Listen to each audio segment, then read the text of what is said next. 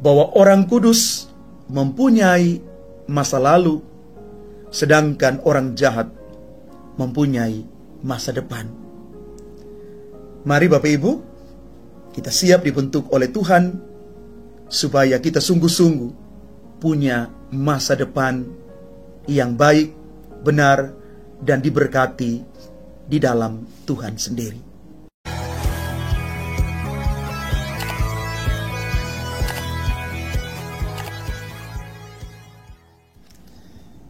Salam Bapak Ibu, Saudara dan Saudari, sahabat-sahabat garam dunia yang terkasih.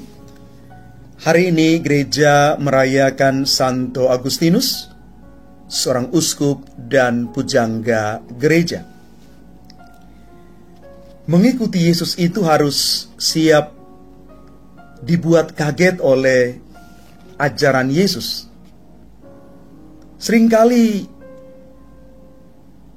Yesus membongkar cara berpikir yang sudah berlaku umum di tengah masyarakat. Salah satunya adalah ajarannya yang kita renungkan di dalam bacaan Injil hari ini, pada peringatan Santo Agustinus.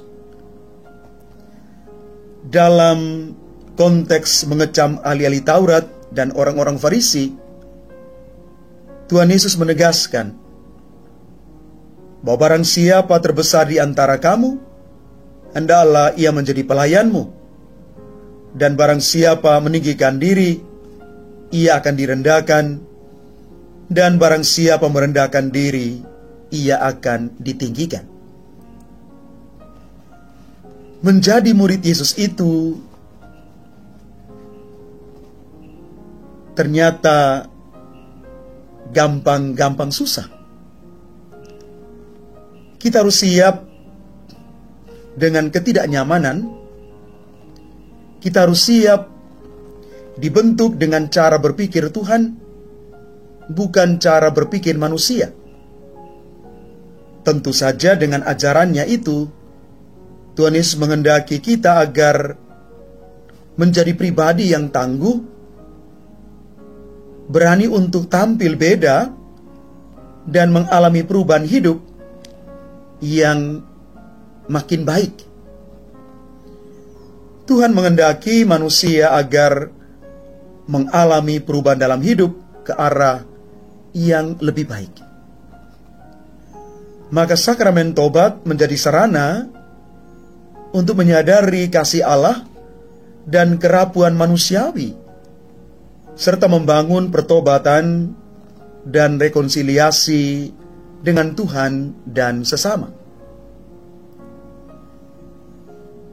Orang kudus mempunyai masa lalu, sedangkan orang jahat mempunyai masa depan. Tuhan senantiasa memberikan kesempatan kepada setiap orang untuk bertobat. Bapak Ibu, Saudara dan Saudari, umat Tuhan yang terkasih. Pada peringatan Santo Agustinus hari ini, kita mendapat teladan dari seorang pribadi yang terbuka untuk dibentuk dan dididik Tuhan dengan cara yang tidak umum. Dialah Santo Agustinus.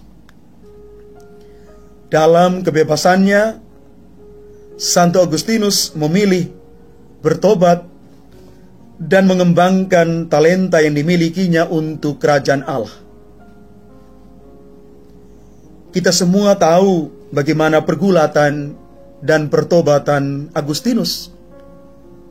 Dari seorang pendosa, hidup yang tidak benar, berubah menjadi orang kudus. Pertobatan ini berkat ketekunan doa ibunya, Santa Monica, inspirasi dari Uskup Santo Ambrosius, dan keterbukaan hatinya yang luar biasa untuk mengalami sentuhan Tuhan. Sejak awal ibunya tidak bosan-bosan menyarankan Agustinus untuk membaca kitab suci, di mana dapat ditemukan lebih banyak kebijaksanaan dan kebenaran.